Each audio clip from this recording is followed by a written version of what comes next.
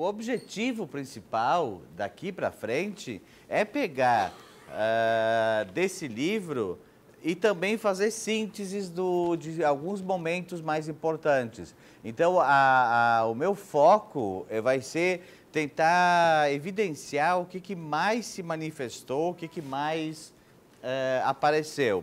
A primeira coisa que se tem aqui no capítulo 6, no 7 e no 8, é a questão das ações. Então, esse grupo que fez todo esse movimento, a gente vai tentar com eles, eles vão botar a mão na massa, eles vão agir.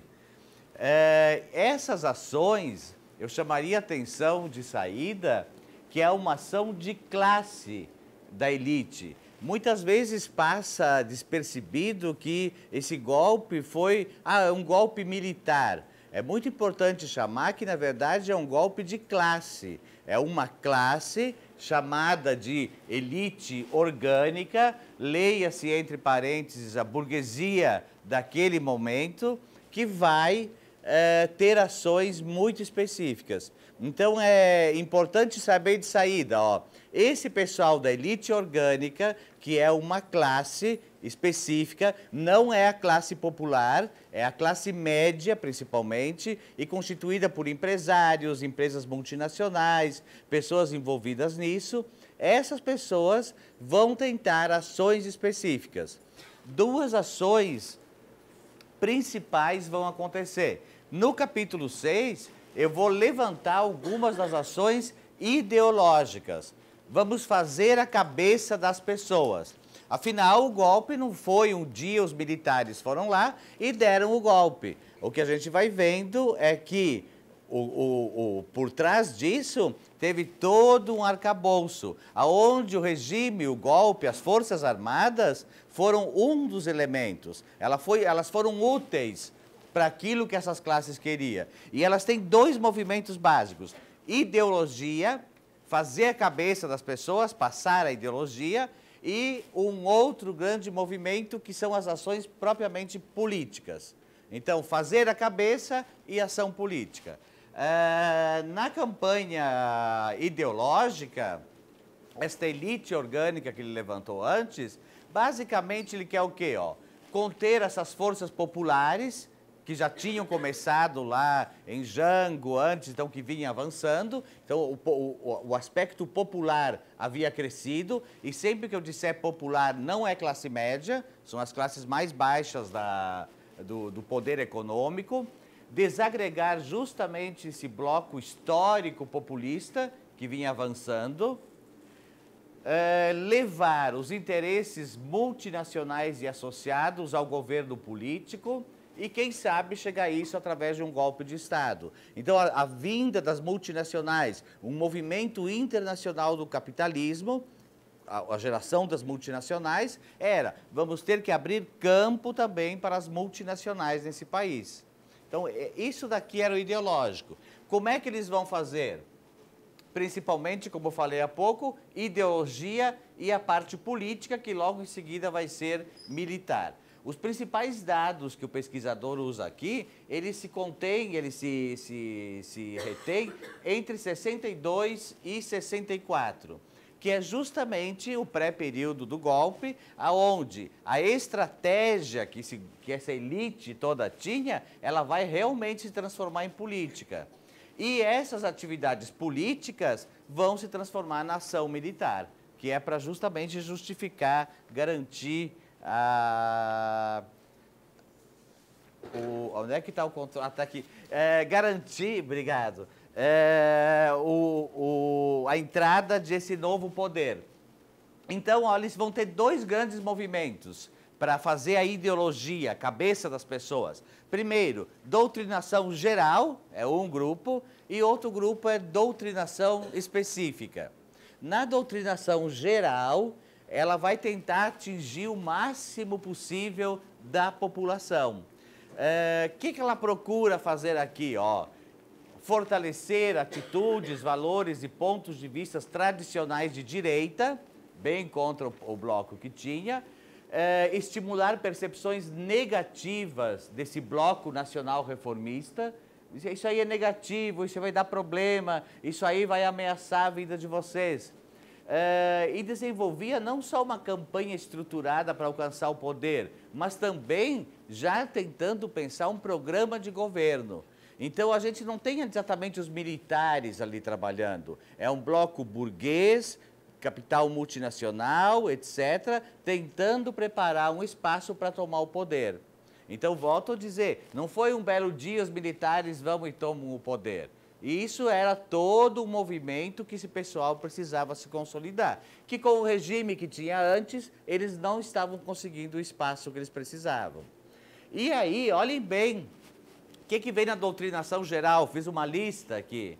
Desde publicações, livros, panfletos, periódicos, jornais, revistas, folhetos, palestras, simpósios, conferências, debates públicos, filmes, peças teatrais, desenhos, entrevistas, propaganda bem bolada no rádio, na televisão, manifestos, surgiram um monte de manifestos que vinham nos jornais, nas revistas, manifesto das classes produtoras, que seriam os empresários, manifesto das enfermeiras, manifestos dos estudantes disso, estudantes de Porto Alegre, estudantes secundaristas, estudantes de não sei o quê. Então, foi manifestos e manifestos e manifestos. E, inclusive, cartilhas, né? Meio que um beabá. Uma das que mais chama atenção é a ideia da cartilha para o progresso. Vocês devem lembrar, quem tem a minha idade, eu sou bem novinho, mas alguém que é um pouco mais novinho que ordem e progresso, este é um Brasil que vai para frente, né?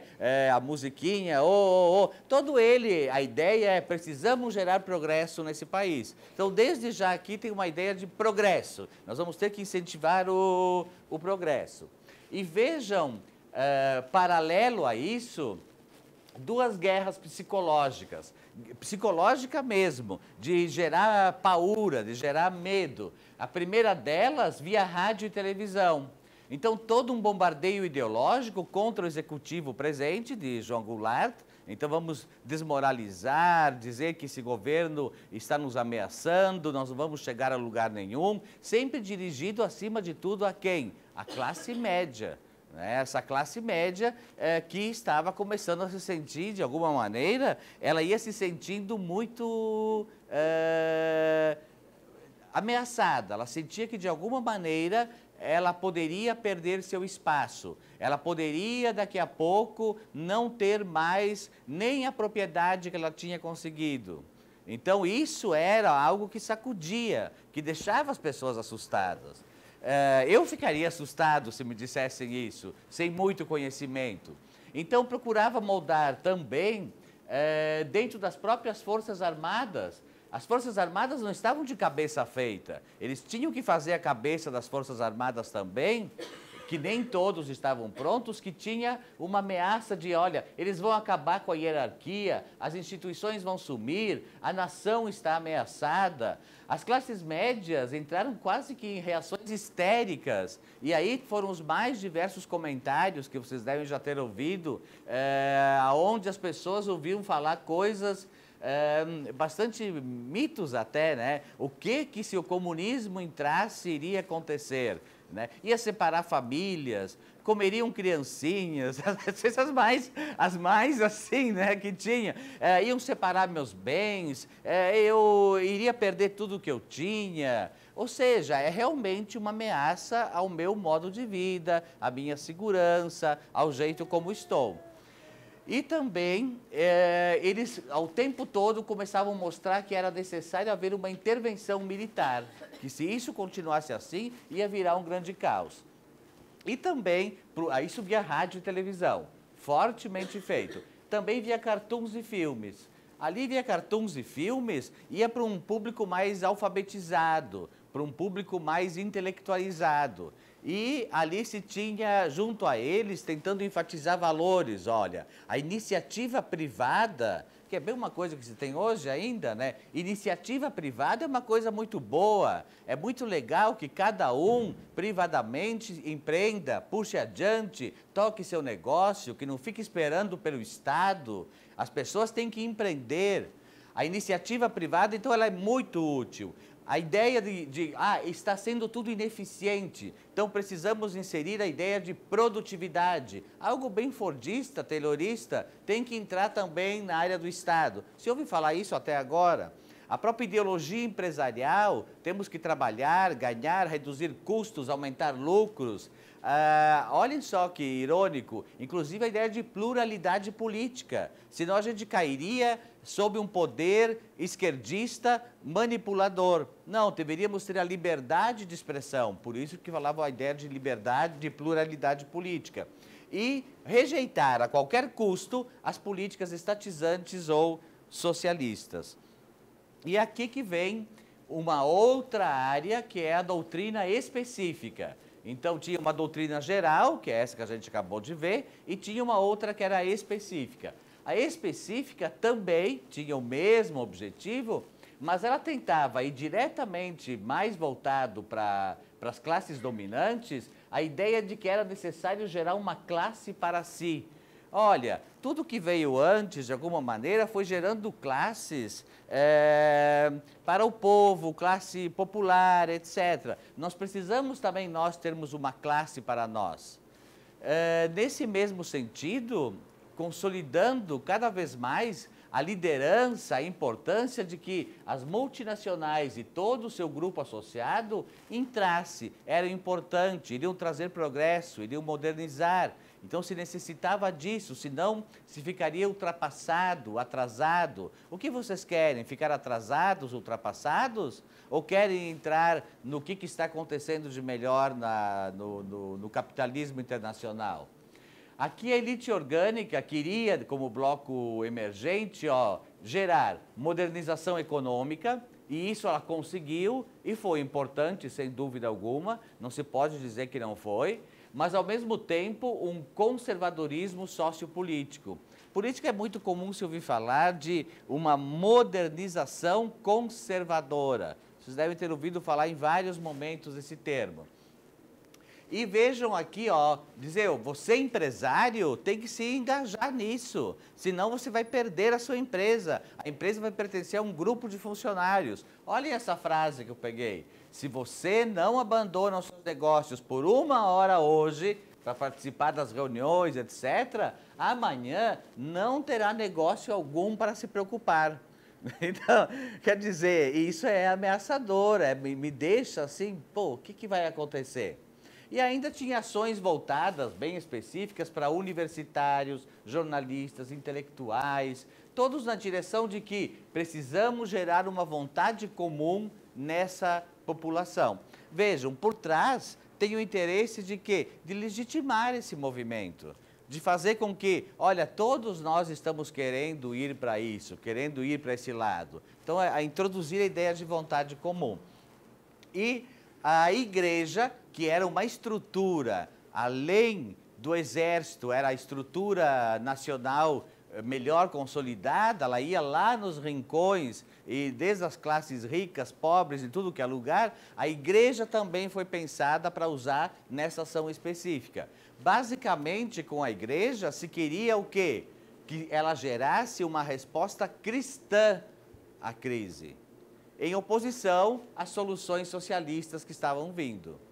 Em suma, formar um novo bloco histórico, buscar uma hegemonia dentro da classe dominante, conter as classes subordinadas e excluir os interesses tradicionais. A oligarquia, que ele falou lá no início, segurar de lado essa oligarquia agrária que por muito tempo vinha dominando o país. No capítulo 7, na sequência, ele vai então entrar especificamente na parte política. Primeiro fazer a cabeça, vamos então bombardear isso.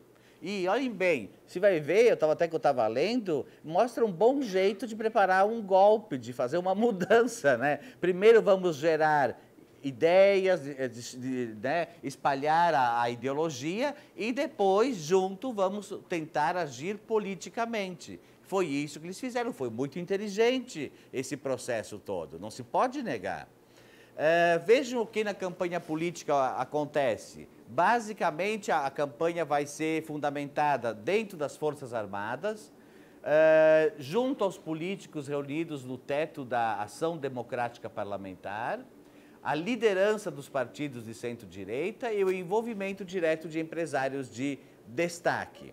E aí a gente vai ver, fazendo um parêntese, eles estavam atacando coisas, movimentos populares, sociais, que haviam avançado nos anos 50. Só para ilustrar, olhem quantos movimentos que seriam mais esquerdistas. Por exemplo, a Ação Popular, que era uma ramificação da Juventude Universitária Católica, da JUC, setores radicais da igreja, através do movimento de educação de base, a própria União Nacional dos Estudantes, por meio do Centro Popular Cultural, o governo que era vigente tinha ministério e as secretarias de educação, e nelas se procurava também gerar, principalmente usando o método de Paulo Freire e a conscientização política.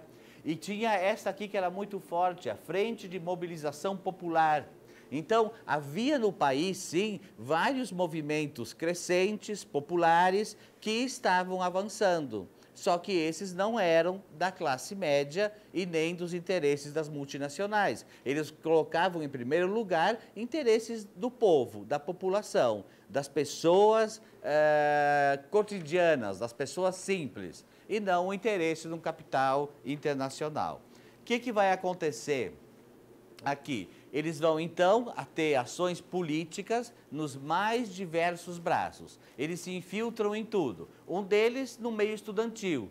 Eles vão entrar junto da UNE, da União Brasileira de Estudantes Secundários, de todas essas juventudes católicas, etc., da União Metropolitana de Estudantes. E esse IPs, inclusive, se infiltrando no meio, dava apoio financeiro, apoio administrativo, se envolvia nas eleições estudantis, fundos para publicação, subsídios para as mais diversas atividades esportivas, para fazerem teatro, etc. E, inclusive, dando viagens, patrocinando viagens para os Estados Unidos para os jovens, ampliando, então, seus horizontes, entre em contato com o horizonte capitalista, veja lá o que acontece. E uma forte ação também no meio estudantil junto a professores. Se acreditava que eles chegavam finalmente na sala de aula. E, estando na sala de aula, eles poderiam influenciar a ideia dos seus alunos. Outro braço de ação política foi exatamente nas classes médias. Dentro da classe média, o Lucas já trouxe várias coisas específicas, mas uma central era tentar mostrar que a classe média era o lugar certo para isso acontecer, que era vista como uma massa de manobra, era o local de referência que legitimaria esse novo movimento. Então, nós precisávamos, em algum lugar da sociedade, legitimar isso. Então, disse, lá dentro da classe média. E dentro dessa classe média, o que se percebe são também coisas mostrando assim, olha, vocês, classe média, estão empobrecendo. Vocês querem continuar empobrecendo? Aonde vai chegar? A classe média está caindo rapidamente. E vejam, esse pessoal, essa república sindicalista que está surgindo, esse pessoal sindicalizado, eles têm vantagens salariais, eles têm uma série de benefícios, todo aquele welfare state, o estado do bem-estar social, atinge eles. Vocês, classe média, empreendedores, não tem nada disso. Estão empobrecendo, estão caindo. E a ideia básica era que a insatisfação geral dessa massa de manobra da classe média iria poder gerar um grande movimento social. Não bastava mais argumentos racionais, era preciso mexer a emoção das pessoas. Isso era um momento muito importante para eles. Junto aos trabalhadores, eles tentaram também entrar. A gente vai ver que tem... sim, antes da família também, falar a questão da mulher. A questão da mulher também entrava dentro da classe média, porque a mulher, de alguma maneira, ela era a principal pessoa dentro da família. Se eu conseguisse influenciar essas mulheres a fazê-las pensar diferente, eu também ajudaria com que ela influenciasse os que estavam em volta. Então, a própria mulher era trazido a questão da importância dela se envolver dentro desse novo movimento. E aqui, olhem bem, uma série de itens, tem muitos outros que poderia colocar, junto às classes trabalhadoras. Bom, tinha a Guerra Fria. Essa estava com grandes movimentos, tinha dinheiro, filmes, isso era em nível internacional. Mas a gente via aqui, ó, por exemplo, a União Nacional de Associação Femininas, Associação Cristã de Moços, Associação de Dirigentes Cristãos de Empresas, tudo isso para combater a ameaça vermelha. Ó. Esta aqui foi muito forte, a CAMDE, Campanha da Mulher pela Democracia, no Rio de Janeiro. A União Cívica Feminina, a Campanha para a Educação Física, o Movimento Familiar Cristão. Olhem só que interessante essa, Igreja, Mulher, Sociedade, Cruzada do Rosário em Família. Vamos rezar para nos livrarmos dessa ameaça comunista que está chegando. Então era entrando nos mais diversos locais, tentando mostrar, sim, temos uma ameaça, temos que fazer alguma coisa em relação a isso, não podemos deixar assim, nós vamos perder nosso espaço.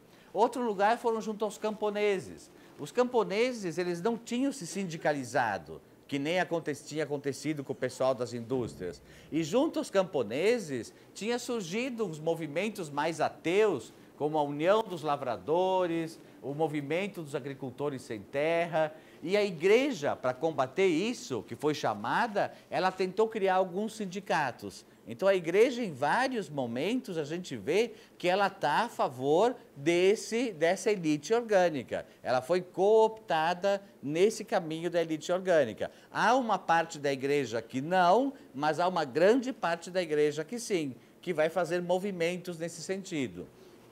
E a gente vai ter aqui, ó, conquistando emocionalmente, racionalmente, as ligas camponesas, tentando entrar em contato, então, com esses camponeses, com essas pessoas que, de alguma maneira, estavam abandonadas. Então, a própria igreja vai entrar, como, por exemplo, o SORP, Serviço de Orientação Rural de Pernambuco, fundada por 26 padres, a Liga Cooperativa dos Estados Unidos, instituições internacionais.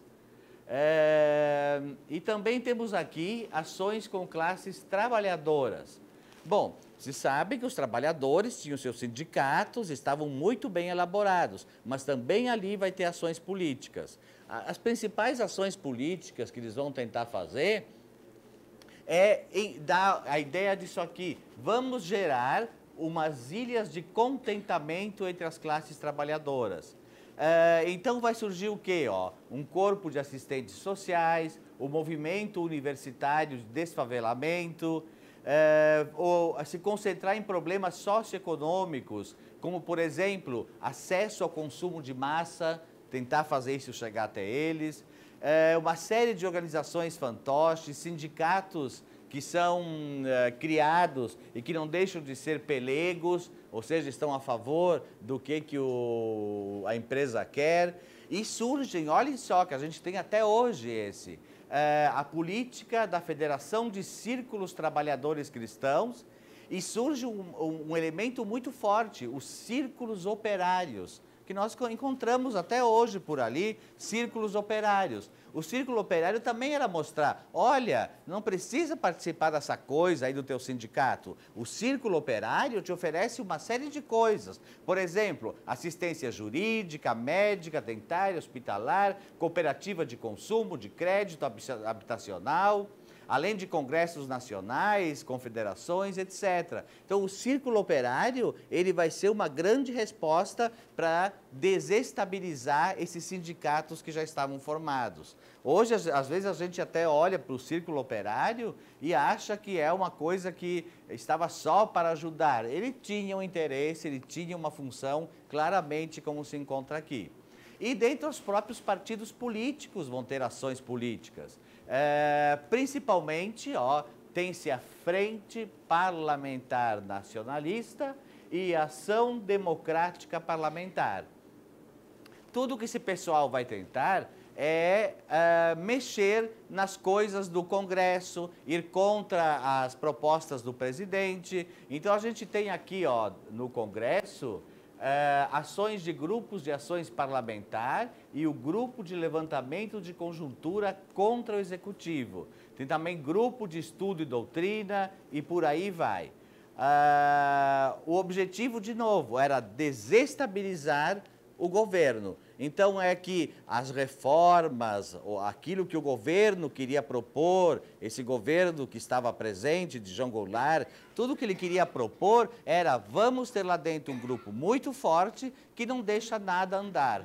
E a gente vai boicotar isso o tempo todo. Então, havia um grupo muito forte nesse sentido. Tanto é que, olhem bem, as eleições de 1962... elas foram consideradas o auge de uma das maiores operações políticas jamais empreendidas pela divisão ocidental da CIA. Quer dizer, foi sucesso total a interferência que conseguiram fazer em termos políticos no Congresso. E de onde vinha esse dinheiro? O Lucas falou antes, ó, tinha uma rede, IPES, IBADA, DEPA, Débria, Promotion SA. Mas, em resumo, para falar bem a nossa língua, as principais fontes eram quem? Que financiava tudo isso, afinal? Não é de graça. Empresários nacionais, empresários de projeção. No nosso livro aqui, a gente lê gente ainda viva do Rio Grande do Sul, aqui em volta, muito mais próximos do que se imagina, né? Pessoas que deram dinheiro e tudo mais para que isso funcionasse. Se quiserem, depois podem ler, ver quem são esses. Eles estão ali, estão vivos, bem vivos. Continuam. E ainda aparecem falando que eles são a favor da democracia, da livre expressão. Eles, na verdade, queriam dar um golpe de classe também, que é o que a gente vai enxergar. As multinacionais, bom, então quase todas as marcas que se conhece, elas estão inseridas ali dentro. Multinacional interessada, afinal somos um mercado, temos mão de obra, matérias-primas, uma série de coisas. A localização geográfica era interessante se estabelecer no Brasil, é ainda. Políticos dos mais variados, instituições internacionais e os bancos. Muitos bancos, nesse período, já estavam reforçando a ideia de vamos fazer no Brasil o nosso espaço aonde podemos tomar o poder e, a partir daí, ditar as regras. Vejam bem, tomar o poder e, a partir daí, ditar as regras a nosso favor. Então, preparando o campo. Como é que era a relação IPES, IBAD e militares? Bom, uma delas era neutralizar a política popular de João Goulart, minimizando os seus efeitos. E havia, inclusive, escritórios sigilosos que procuravam tomar decisões, IPs e militares, tomando decisões e traçando tanto linhas estratégicas quanto táticas específicas de ação. Então, um profundo envolvimento ali. Dos itens principais das Forças Armadas era algo que começou lá nos anos 40, mas que foi se fortalecendo, que era a Escola Superior de Guerra. A Escola Superior de Guerra, ela agiu muito, formou muitas pessoas que agiam em fina sintonia com esse IPES e IBAD, que era dos empresários. Formou, inclusive, um grupo de levantamento da conjuntura e a unidade de planejamento, que era responsável por tudo isso. A ideia também era um desmantelamento do dispositivo militar do governo. Havia militares que estavam a favor do governo, que estavam muito próximos do governo, que haviam sido nomeados pelo governo. E havia um esforço muito grande de desmantelar isso, de tirá-los do apoio ao governo que existia. Afinal, precisavam desses militares do lado deles e não do lado do governo. Também a gente vai ver que há uma infiltração de gente das Forças Armadas e do IPES e IBAD em órgãos e escalões menores do governo. Espiões, vamos chamar assim. Pessoas que entravam, ocupavam cargos, postos e dali faziam toda uma série de redes, informações, relatos, etc. muitos militares trabalhavam no IPES-IBAD e vice-versa. Então, a gente vê fortemente, nesse momento, depois vocês forem estudar mais adiante, mas nesse momento, vamos pôr entre aspas, surgiu um certo relacionamento harmonioso entre militares e empresários. Mais adiante a gente vai ver que esse harmonioso não é aqui nesse livro. Hoje o Caio até me trouxe ideias de que começam a ocorrer desarmonias lá adiante, mas nesse momento se chegou a um certo equilíbrio. E aqui se tem os movimentos políticos militares. Então o IPES, a Escola Superior de Guerra, era militar, eu estou falando.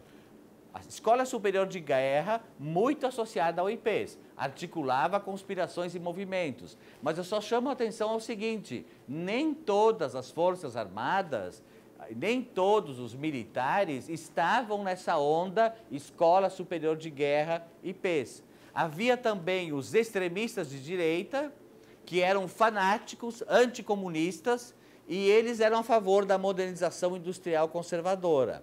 E havia também os tradicionalistas, que eles não tinham feito parte dos treinamentos da Escola Superior de Guerra e não compartilhavam de todas as reformas políticas, econômicas, etc. Então, não era consenso entre os militares, todos pensando na mesma direção. Havia subgrupos ali dentro. Que aí, olha o que vai acontecer. Vai haver a maior conspiração das Américas. O general Olímpio Mourão Filho, ele começa no RS em 61, 62, aí ele vai para São Paulo, e em agosto de 63 ele vai para Minas Gerais.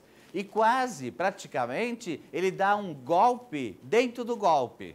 A gente vai encontrar um militar que não é exatamente do pessoal do núcleo da Escola Superior de Guerra, que vai dizer, opa, tem um campo pronto e nós vamos então agora entrar e assumir o poder. Isso deu uma sacudida no pessoal da Escola Superior de Guerra, assim como no pessoal do IPES-IBAD. Vejam, né? Sempre tem as aves prontas, aves de rapina, para chegarem no local. Ele tinha pontos de vista do estilo mais tradicionalista, nem todas aquelas reformas, aquilo ele interessava. E ele tinha um grupo também, uma trupe. Tanto é que o general Costa e Silva é a pessoa que vai assumir o Ministério da Guerra e não a pessoa que havia sido designada pelo complexo IPES-IBAD e Escola Superior de Guerra. Isso foi uma grande perda para o pessoal da Escola Superior de Guerra e IPES-IBAD. Essa meio que uma nova revolta dentro da revolta.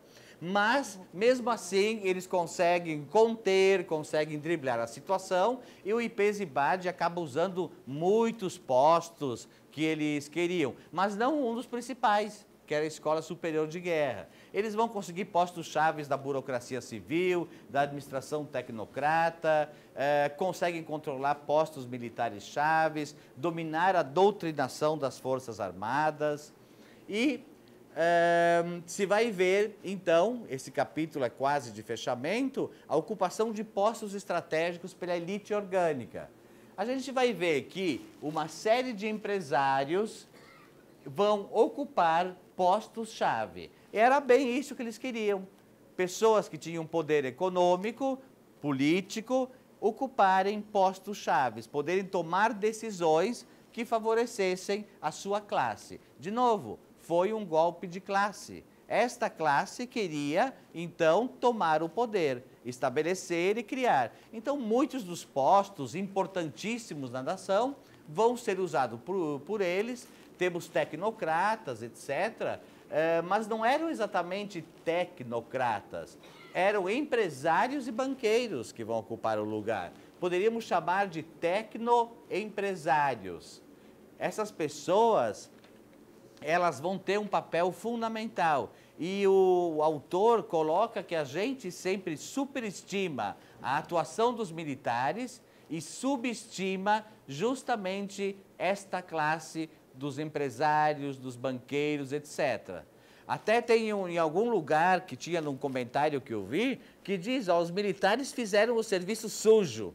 E, né, aquele lá da frente. E os outros fizeram, né, todo o campo, prepararam todo o espaço para ter livremente o que se esperava, os seus interesses e levar adiante isso.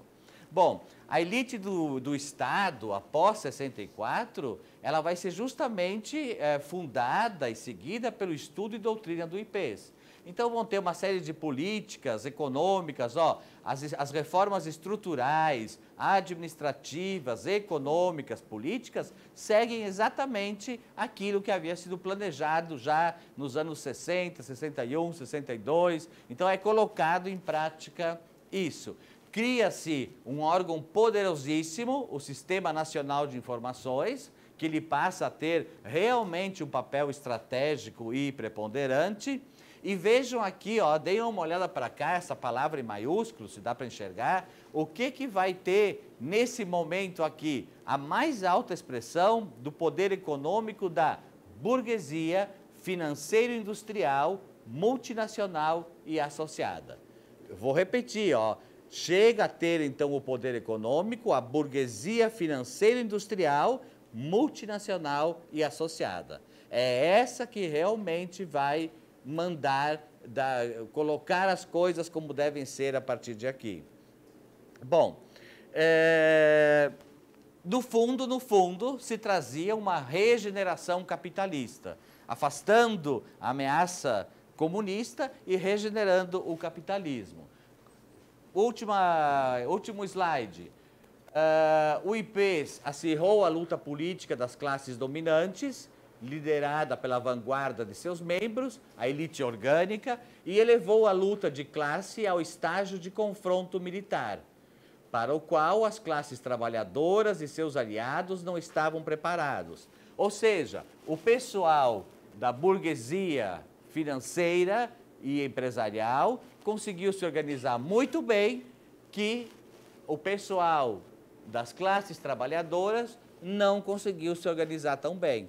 E foi quem ganhou, o pessoal dessa elite.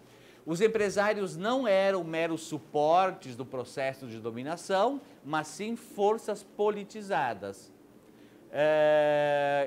buscando a conquista do poder estatal, a sua finalidade. Também se consolidou, olha, esse trecho é interessante, se consolida finalmente no Brasil um tipo de capitalismo tardio, dependente, desigual, extensamente industrializado, com uma economia dirigida para um alto grau de concentração de propriedade na indústria e integração com o sistema bancário.